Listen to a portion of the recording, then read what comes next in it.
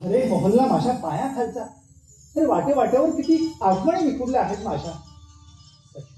शेजारच्या दर्ग्यातून उठणारी भल्या पहाटेची अजा याचा वेगळा सूर होते. संध्याकाळी पान जमून चालायला लागलं म्हणजे गादाना जशी झीज खुलत जावी ना तशी तशी वाढ उलगडत जाते ठिकाणापर्यंत. अरे हा मुलूक आपला, ही माणसं आपली, हे सगळं सोडून जायचं कुठं, करायचं काय? नाही, काय वाटेचे हो, मी हे वतन सोडून कुठेही जाणार नाही. कशाच्या बळावर काय घडतं ते पाहता ना. सकाळी उठून बघावं तर मोहल्ल्यातलं एखादं कुटुंब उठून गेलेलं. त्या घराला लागलेली मोहर बघितली की जीवाचा अगदी थरकाप होतो. एवढी हिंदू कुटुंब या मोहल्ल्यात होती, आता आपल्या घरी किती शिल्लक राहिली. न सांगता न कळवता ती चुपचाप कुठे गेली.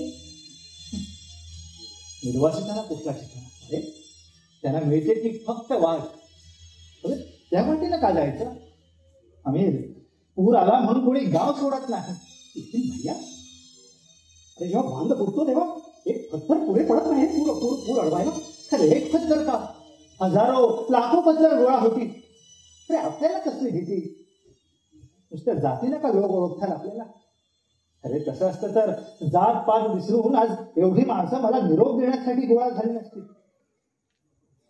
अरे आपण कलावंत, आपल्याला कसली भीती? आपली जात तीच. हा, आता येताना कोपऱ्यावर पानाच्या ठेल्यापाशी थांबलो होतो. हुसेन या नेहमीसारखा काही बोलला नाही, नेहमीसारखी बातचीत पण केली नाही. पान तयार करून दिलं आणि म्हणाला, आज मुश्किल का संभालना है दोस्त, आज मुश्किल का संभालना है दोस्त, तो मुसीबत में अजब याद है. गळ्यातलं पान गळ्यातच राहिलं. डोळे मात्र आकाराने भरून आले.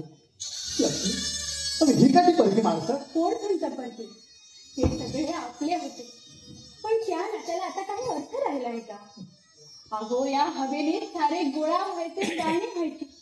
त्या इमामी मोहल्ल्याच्या दर्ग्यात तुम्ही सुद्धा सेवेला बसायचे, पण त्या आता राहिले का? या हवेलीची वर्दळ चुपचाप का थांबली? लक्ष्मी, भैया, अरे भावी म्हणते तर काही खोटं नाही. तू पाहिलंच ना, आज अगदी सगळे तुला निरोप द्यायला आले होते. अगदी सगळ्यांचे डोळे अगदी आसमानी भरले होते. लेकिन तनिक पंडित जी, आप रुकिए ना, तुम्ही राहा असं कोणी म्हणाला का? माझी देखील ती हिंमत राहिली नाही रे, माझी देखील ती हिंमत राहिली. इतका बुरा जमाना आलाय श्री.